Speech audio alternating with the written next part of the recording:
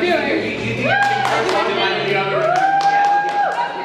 so I prepared a thing. As you said, I'm Declan Nolan. I am a junior in high school, and I'll just get right into it. So at the beginning of this school year, I came out as trans to my school and started going by Declan, he and his pronouns. But a year before that is really where I'm going to start talking about my sophomore year. I wrote a movie called Ross, just for myself, you know, a little thing about a trans kid, kind of to vent out my own feelings about my gender identity. I know I need to slow down, I'm nervous. And I decided to make it into a movie, and I turned this script that I started into a short film, and I ended up showing it at the end of sophomore year as at the school movie festival, kind of as to represent the trans community and kind of see how the community would react and to see how my school would react to what, to this thing. Oh my goodness. I was curious to see how people would respond to this topic, because at that point I didn't really see too many trans people in the media that I thought that the audience could relate to and that they could see and, you know, respond to, because the thing with trans awareness is that you need to have people that speak out and that talk about these things and that talk about the trans issues, because it's really easy to make assumptions about people that you don't know when you don't know what they've been through and you don't know these people, you know? It's hard to just identify with someone that you can't see, that you don't know, so you need to make these trans people visible so people can relate to what they go through. So I tried to do that really with my movie, and it was kind of a way for me to come out to the school and to everyone there.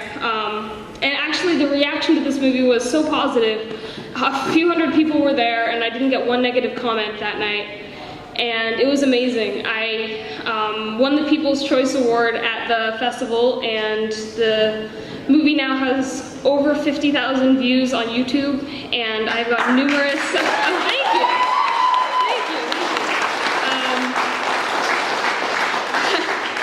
I've gotten numerous comments and emails from people that say that having this person to look to, this character really to look to, helped them kind of identify with themselves, because they had someone to look at. They could be like, oh, this person can relate to me in this way. And I think that that's really what needs to happen in the trans activism right now. I know some of you may have heard of, what's her name, Laverne Cox? Laverne Cox? Yeah, she's a star in Orange is the New Black, and she's done amazing things. She's was on the cover of Time recently, and I thought that was a huge thing for the trans community, because it really let people see, okay, this is someone that I can support. This is something that that now I understand. It's easier to understand something when you can relate, when you can see someone and say, okay, this is something normal, because it's hard to understand something you don't really see. So I don't know what else I should say. That's kind of been my experience, is really you gotta go out there and make noise, make awareness. And like events like these where people like you can learn about this and maybe talk about this and bring more awareness to the trans activism. So thank you for listening.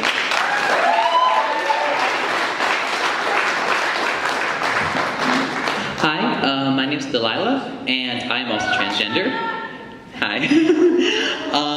So I was also going to mention Laverne Cox. I was going to start open with that. So if any of you have seen the show Orange is the New Black, they're on the second season this summer. It's a great show for a lot of reasons, but one of which is that they feature this transgender character named Sophia, who's played by the actress Laverne Cox, and who herself is transgender. And this is one of the first times we've really seen that in media. And as Declan pointed out, she's on the cover of Time magazine now, and it's beautiful. I read the article. It's really amazing, because what happens well, at least this was the case a couple years ago when I first, started understanding my identity. I started asking people what they knew about this subject, and most people don't really know. And a lot of people don't know people who are trans. A lot of people don't really understand. They could understand being gay. Like you can't control that. You can't choose who you love. And I found that a lot of people had trouble understanding, you're choosing to transition, so that's a choice. I'm like, well, it isn't, because I didn't choose the way I was born, and I didn't choose to be born with the body I had. And so what I wanted to point out is that I think the easiest way to help other people understand is just imagine waking up and the first thing you think about is what is the body you inhabit. We look at it every day. You see it in the mirror when you take a shower. The person you spend the most time with is yourself. And a lot of people, it's very hard for people who are not transgender to understand how difficult it is and how painful it is to feel disconnected from your body. In the trans community, we call that dysphoria, gender dysphoria, which is something that Declan and I both experienced. And it's saddening and it's heartbreaking because it makes you feel like you're not yourself and that you are lying to everybody. And you spend all these years from the moment you really confirm who you are to the moment you transition. It's as if you're hiding something, you're lying to the world who you are, and that eats away at you. And so, for me personally, I didn't really think about this stuff until maybe I was 14, 15, early high school. But I actually didn't do anything about it until about a year and a half ago when I got to college. And I made some poor choices in terms of how I started transitioning. But I didn't talk to a lot of people because I was scared, and that's kind of what society does to you these days. It makes people in our community very scared and very stigmatized, and makes us feel that we're not real. And that's what happens when you don't see people who are transgender anywhere. And so now with people like Laverne Cox, it's beautiful because we realize that people like us are everywhere, and it makes us feel human again. And so I began transitioning in December of 2012, which is not that long ago, and yet it feels like forever ago, because one day I woke up and it's like, I have to do this. I have to do this right now. And so I went and spoke to some doctors and spoke to therapists, and I got started. And since then, I received a lot of support, and there's some backlash, of course, but for the most part, I've just had a lot of support, and it's a really beautiful thing because I think the important part is that I'm happy now, and that's really all that I want, is just to be happy so that I can love other people. Yeah.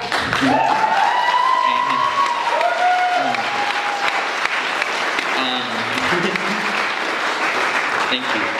So in senior year, I wrote a speech on this subject, which I wish I'd brought with me because I could have took some lines from that, but I mean, it's all right. But that also won me a public speaking award, so that was really cool. And since I also, at the beginning of sophomore year last year, I joined this program at my school called In the Company of Others, which is this sort of theatrical piece where you perform about a 10-minute monologue about something about your life that's very important to you. So I talked about depression and being trans, and it was just overwhelmingly positive. I'm going to do it again this year to help other students. And so my message for you out there is that if you know anyone, or if you yourself are struggling with gender identity issues or any sort of identity issues, that the most important thing to know is to just love yourself and not be afraid to show the world who you are, because they're going to love you back. And